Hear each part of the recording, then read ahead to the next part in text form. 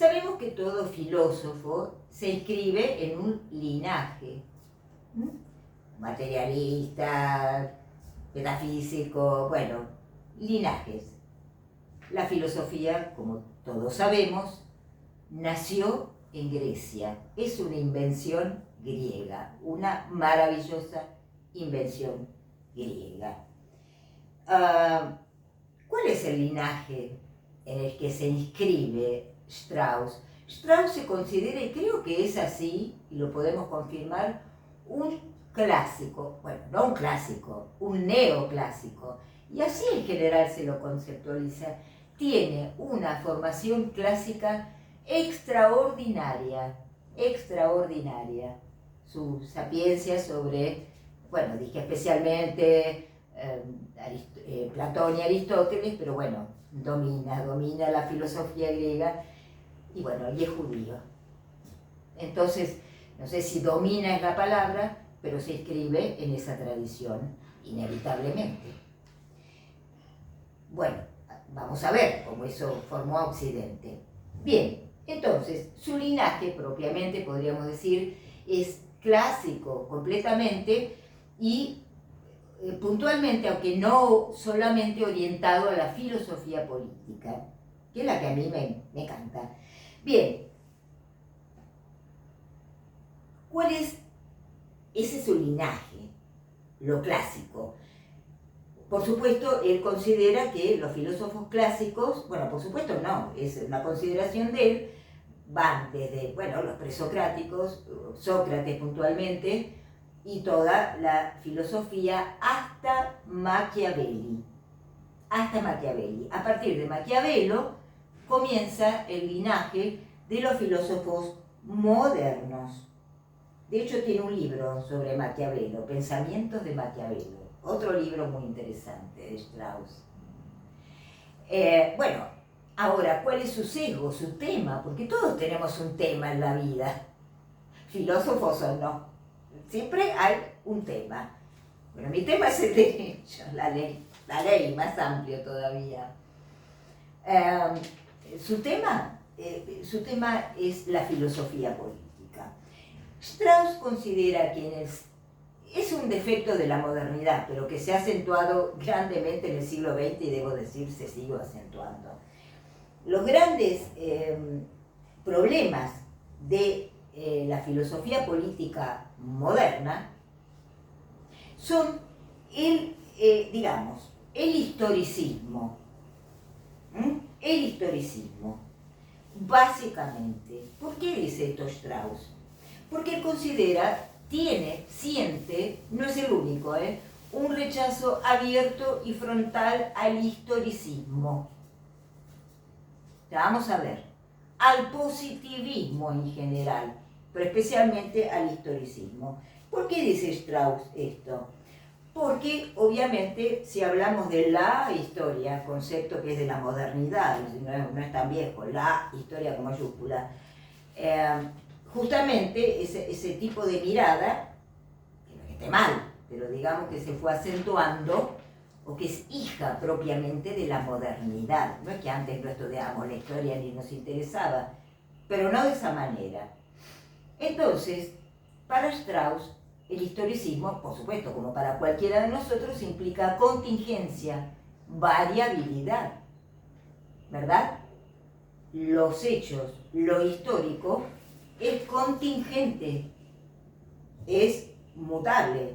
Y por supuesto, ya de por sí el historicismo implica una especie de afirmación de que las ideas, porque acá estamos hablando de filosofía, las ideas están condicionadas por el tiempo y el espacio, por el contexto social y el contexto político.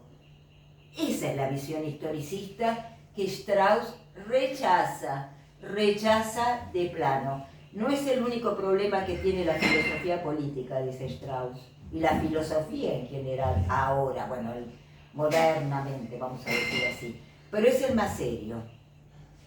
El historicismo.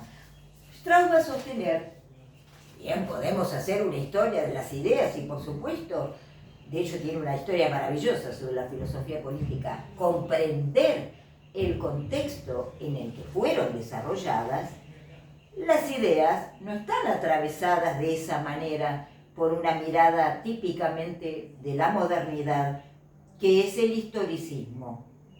Llega a decir que eso es insostenible porque el historicismo mismo sería falso, porque sería algo condicionado por el tiempo, el espacio, la situación, bueno, digamos, el entorno político y social, también estaría determinado, como las ideas, por ese entorno, y no se podría justificar ni a sí mismo. Pero dejando al lado el argumento de por qué él considera esto, él dice que una de sus obsesiones, vamos a decir así, es la lectura.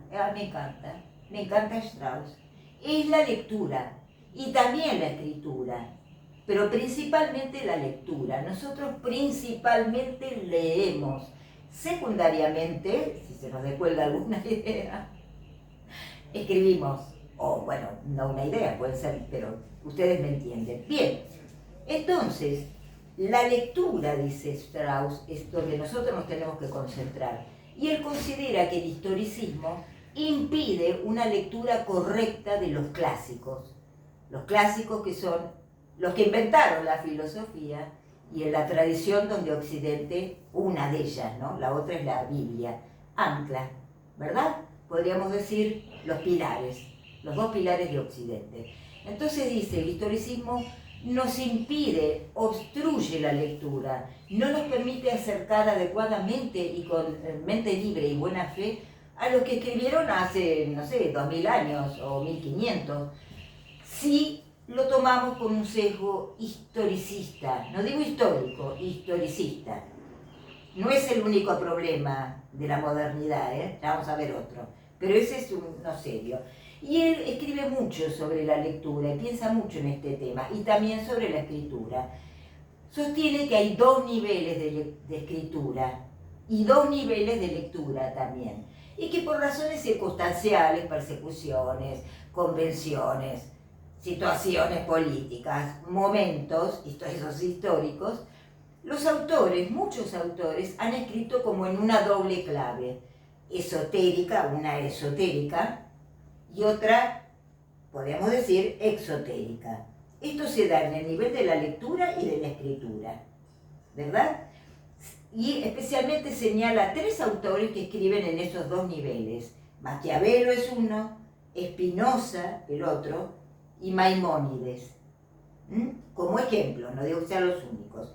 Entonces él dice que si nosotros nos acercamos con cierto prejuicio historicista, un rasgo de la modernidad totalmente, Bouvard y Pécuchet, vayan a ver los videos de Bouvard y Pécuchet, calcado, que él capta perfectamente, ¿por qué no pensar que a esas personas se le ocurrieron buenas ideas?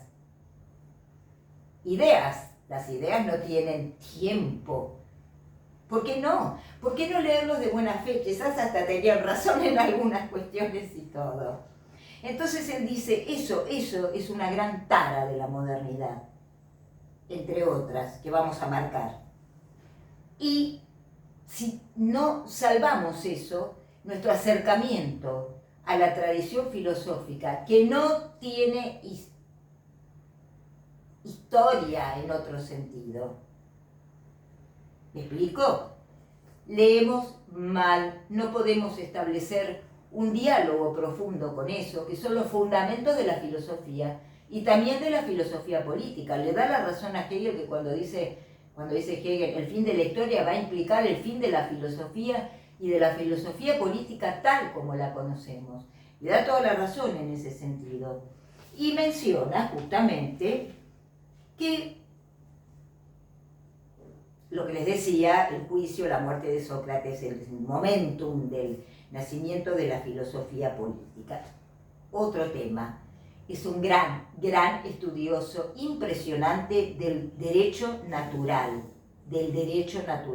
Bueno, ahí lo tienen, un gran sabio sobre Spinoza, sobre Hobbes, grandes cultores del derecho natural. Él también habla de Santo Tomás. A mí me hubiera gustado saber si dice algo sobre Agustín, probablemente, tengo que seguir leyendo. Bueno, donde ahí tenemos teólogos, filósofos. Justamente su interés en el abordaje que hicieron los filósofos árabes y judíos en la Edad Media sobre la filosofía griega, ¿verdad? La filosofía, saquémosle lo de griego. Bueno, ¿cuáles son, para terminar y para que volvamos en los próximos videos a la obra, que yo les voy a mencionar, grandes obras que tiene este hombre? Ay, escribe de una manera fantástica. No se asusten, es un clásico a cabalidad. Escribe maravilloso y, bueno, es fantástico. Quiero terminar esta primera aproximación, después vamos a entrar al texto, que es lo que importa, sobre Strauss, diciendo que tenemos dos grandes herencias de la modernidad. Estamos hablando del siglo XVIII, ¿verdad? Bueno, la Revolución Francesa, ya todos sabemos. La modernidad, lo que llamamos la modernidad. Bueno, un poco antes, ¿no? Pero ahí tenemos el triunfo de la modernidad. Bueno, él dice, dos grandes herencias de la modernidad son el nacionalsocialismo y el bolchevismo. Esos serían para él expresiones del nihilismo brutal, que se expresa todo su despliegue espeluznante en el siglo XX. ¿Por qué dice esto Strauss? Bueno, porque tanto el nacionalsocialismo como el bolchevismo, de distintas maneras, lo que persiguen de una manera enloquecida es la imposición de la fuerza. Por eso lo llaman nihilismo brutal, bueno, lo sabemos, por experiencia desgraciada histórica, y ambas son herederas de la Ilustración, Una que se van por el lado de borrar toda tradición, las dos se van por el lado de borrar toda tradición. Cualquier tradición, costumbre, religión, historia, pasado, tradición, lo que se les quiera ocurrir, normas éticas, morales, nada sirve. Ahora viene un mundo nuevo, los 1000 años, etcétera, del chiflado. Por supuesto, la fuerza, el arte, todo, la religión, no una religión, toda religión. Por eso se tuvieron que inventar, no sé, irse a una pseudo religión, que por supuesto no era así en ese entonces, mitológica. Y por eso el innombrable decía, el derecho romano, ay, qué porquería, ¿a quién se le ocurre fundar un derecho en la libertad del ser humano? El cristianismo, qué basura, y bueno, y sabemos que otras cosas más. El bolchevismo no trata de, no se va a nada místico, no, pero tiene el mismo rasgo, borrar todo. La historia es antes de, después de, pero no de Cristo. Antes de Castro, después de Castro. Antes de la revolución, después de la revolución. El arte burgués, bueno, el otro decía el arte degenerado, judío. El otro, estos decían el arte burgués, ahora viene el hombre nuevo, todo es nuevo. Eso, dice, es la brutal expresión nihilista que nos deja como herencia la modernidad. Bueno, no es la única herencia, afortunadamente.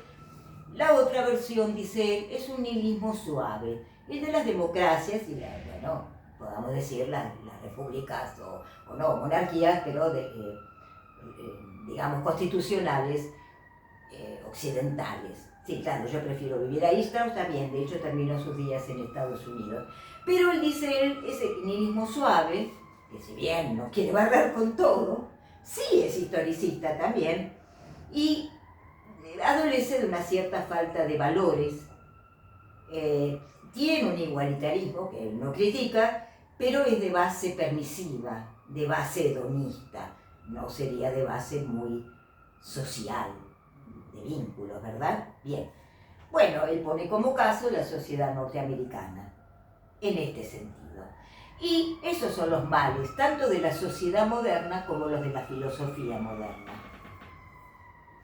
El relativismo, el historicismo y el nihilismo. El relativismo, el historicismo y el nihilismo. En la próxima vamos a entrar derechamente a esa partecita de la obra modesta de Strauss, pero genial. Y vamos a ver qué es eso de Atenas y Jerusalén. Gracias.